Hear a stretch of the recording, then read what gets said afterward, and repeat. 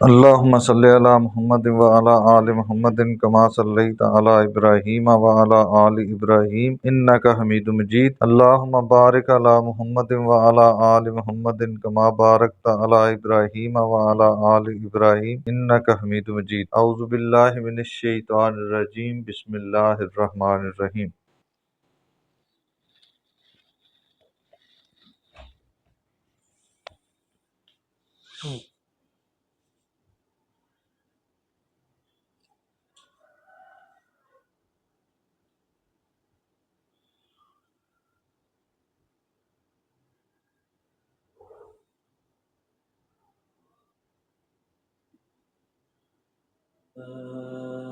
كدأب آل فرعون والذين من قبلهم كذبوا بآياتنا فأخذهم الله بذنوبهم والله شديد العقاب قل للذين كفروا ستغلبون وتحشرون إلى جهنم وبئس المهاد قد كان لكم آية في فئتين التقتا فئة تقاتل في سبيل الله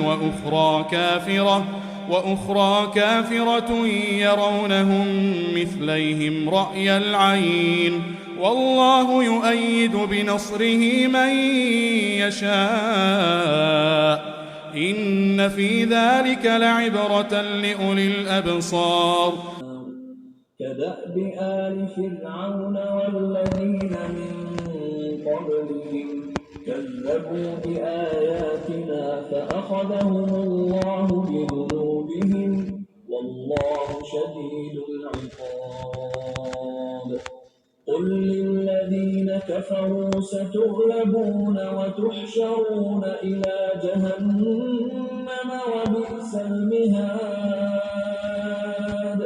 قد كان لكم آية في فئتين التقتا فئة تقاتل في سبيل الله وأخرى كافرة يرونهم مثليهم رأي العين والله يؤيد بنصره من يشاء إن في ذلك لعبرة لأولي الأبصار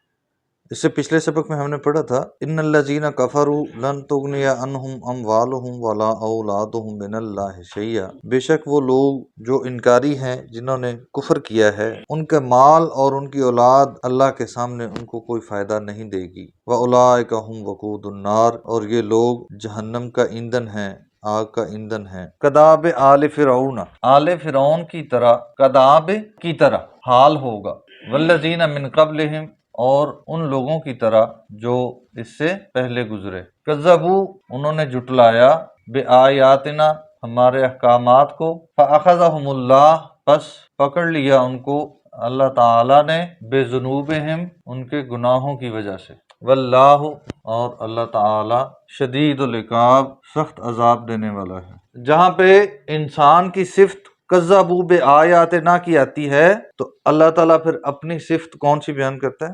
شدید العقاب۔ ہمارے رویے کذبوا والے ہیں اور ہم یہاں پہ سمجھتے ہیں غفور الرحیم، تو ہم کیا قرآن کو بدل رہے ہیں؟ قل، کہہ دیجئے، للذین کفروا، ان لوگوں سے جنہوں نے انکار کیا، کفر کیا، ستغلبون، ان قریب تم مغلوب ہو جاؤ گے۔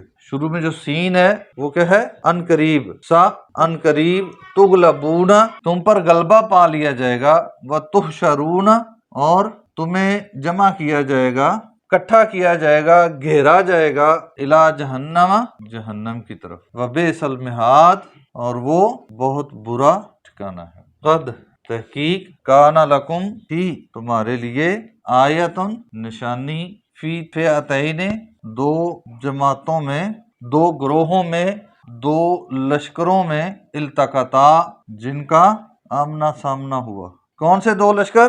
غزوہ بدر، فئاتن ایک گروہ، تقاتل فی سبیل اللہ اللہ کے راستے میں لڑائی کر رہا تھا، واخری اور دوسرا کافرتن انکار کرنے والوں کا تھا۔ مراد ایک مسلمانوں کا گروہ اور ایک کفار کا، مشرکین مکہ۔ ایک لشکر جو آمنے سامنے تھے، ایک جہاد کے لیے آئے تھے، اللہ کے احکامات کی سربلندی کے لیے، اللہ کی خاطر اپنی جان دینے کے لیے، اور دوسرے کون تھے؟ جو اللہ کے نافرمان۔ یرونہم وہ ان کو دیکھتے تھے، مثلیہم دو گنا، رائے العین آنکھ کے دیکھنے میں۔ جب وہ دیکھتے تھے تو ان کو مسلمانوں کا لشکر کتنا لگتا تھا؟ ڈبل۔